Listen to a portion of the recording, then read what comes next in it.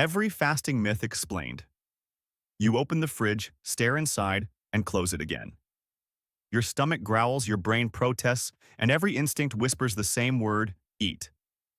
But what if that voice you call hunger isn't a warning at all? What if it's the body's oldest healing signal, the one we've learned to ignore? We live in a world where food never stops calling our name. Breakfast before you're hungry, snacks to fill the silence, and coffee to mask the exhaustion that food can't fix. We eat because it's time, not because we need to. And somewhere along the way, the simple act of not eating became something strange, a health trend, a punishment, even a threat. Fasting, the deliberate pause between meals, has become both a miracle and a menace. Some swear it melts fat, clears the mind, and resets the body. Others call it dangerous, unnatural, and even harmful. But what's the truth? Let's take a closer look at what really happens when you stop eating and the myths your body has been quietly disproving all along. The first myth is the loudest one. Fasting slows your metabolism. You've heard the story skip a meal and your body panics. It stops burning energy and clings to every calorie for survival. But that's not what biology says. In one study, healthy men fasted for 3 full days. Instead of crashing, their metabolism actually increased by 14%. The reason lies in a hormone called norepinephrine, your body's natural burn signal. When you fast, norepinephrine levels rise, telling your cells to use stored fat for energy. So no, your metabolism doesn't shut down, it wakes up. Your body doesn't break when you skip a meal. It adapts. You don't lose your fire, you simply learn how to burn smarter. Then there's the classic misunderstanding. Fasting is just starvation in disguise. But starvation is chaos, while fasting is control. When you stop eating, your body doesn't panic, it prioritizes. Your liver first taps into glycogen, the sugar stored inside it. After about 12 hours, those reserves run low, and something remarkable happens. Your fat cells step in. They release fatty acids, which travel to the liver and transform into ketones, a cleaner, more stable fuel your brain loves. This shift, known as ketosis, is one of the body's most powerful natural tools. It's how our ancestors survived long hunts and harsh winters without losing strength or focus. A study from the University of Granada confirmed this, showing that fasting flips the body's energy system from sugar burning to fat burning without causing harm or fatigue. That's not starvation. That's survival perfected through evolution. When done right, fasting doesn't make you weaker, it reminds your body how to live without panic.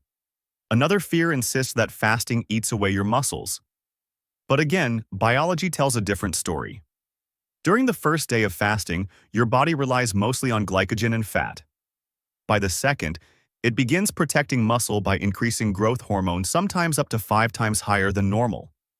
That hormone safeguards your lean tissue while encouraging fat loss instead. A review comparing fasting to standard calorie restriction found that fasters lost more fat but kept more muscle.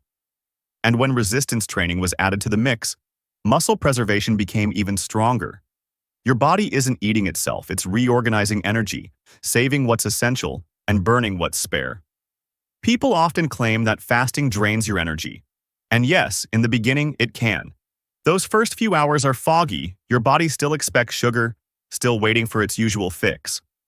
But once glycogen runs low, the engine switches. Your body begins running on fat, a steadier, slower, more powerful fuel. It doesn't spike and crash like sugar. It sustains you. In one review on cardiometabolic health, participants who practiced intermittent fasting reported better focus, improved mood, and more stable energy. Once your body learns this rhythm, you stop chasing meals and start living in balance. Energy doesn't vanish. It evens out. Then comes the myth that sounds the most frightening. Fasting hurts your brain. But in truth, the brain loves fasting more than most parts of your body. When you fast, your liver releases ketones, which trigger the production of BDNF, brain-derived neurotrophic factor. Think of BDNF as fertilizer for your mind.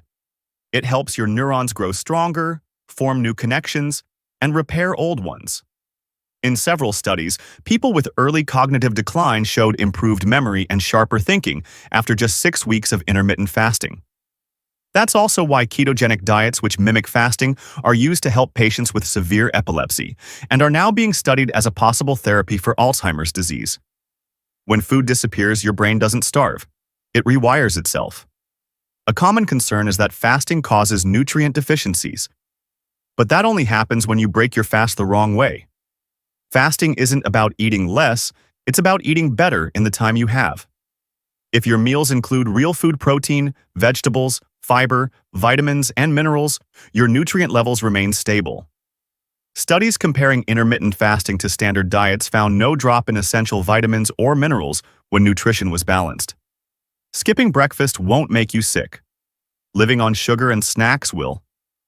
Another myth claims that fasting is just a tool for weight loss. Sure, it helps you shed fat, but that's only the surface. Beneath it, fasting transforms the way your body functions. When you fast, your insulin levels drop, inflammation decreases, and your heart and liver start to recalibrate. A review of 91 studies on Ramadan fasting found that participants experienced improved blood sugar, better cholesterol, and stronger cardiovascular health even without major weight loss. Fasting doesn't just reshape your body, it resets the systems that keep it alive. Then comes the question many ask with hesitation: is fasting safe for women? The answer is yes, with balance and awareness. Women's hormones respond differently to stress, including fasting. Long fasting periods can sometimes disrupt cycles or energy levels. But shorter fasts around 14 hours often deliver the same benefits without strain. When paired with a nutrient-rich diet, these moderate fasts can improve focus, stabilize blood sugar, and support healthy metabolism. The key is personal rhythm, not imitation. You don't need to copy anyone else's routine. You need to listen to what your body tells you. Some dismiss fasting as a passing trend, a modern obsession with control. But fasting is older than civilization itself. Every culture, every faith, every philosophy once used fasting not as punishment, but as purification.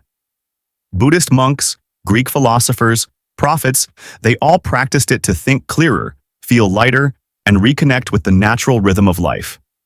And now, modern research is catching up to what they already knew.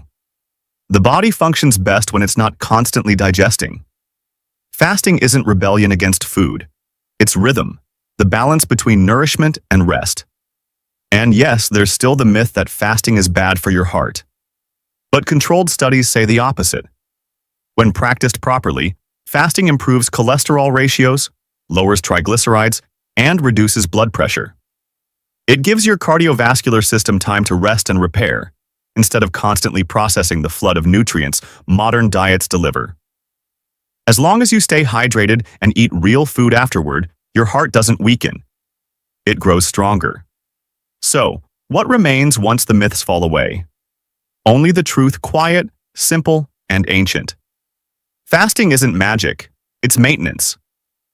When you fast, your cells clear waste, your insulin resets, and your brain finds space to declutter. You're not shutting down, you're tuning up. Every growl of hunger isn't a threat. It's a message, the body's way of saying, I'm finally working without interruption. For decades, we've silenced that signal. We've fed every craving, answered every urge, and mistaken comfort for nourishment. But the human body wasn't built for constant intake. It was built for rhythm, for cycles of feast and fast, work and rest, input and repair. Fasting isn't about denial. It's about trust, the kind that says, I can pause and I'll be fine. So the next time hunger whispers, don't rush to quiet it. Pause for a moment. Listen. That feeling isn't weakness. It's wisdom, your body remembering how to heal. And when you finally eat again, it isn't a reward. It's gratitude for a body that knows how to reset, how to survive, and how to thrive. Because the truth is simple. You were never meant to feed every hour. You were meant to trust the silence between them. That silence isn't emptiness. It's life rebuilding itself. But what if the real obstacle isn't what you eat, or when you eat? It's stress. The silent signal that rewires your hormones, disturbs your sleep, and changes how your body stores energy, without you even noticing. In the next video, Every Stress Symptom Explained, we'll uncover what stress is really doing inside you and how understanding it might be the most powerful step toward living well.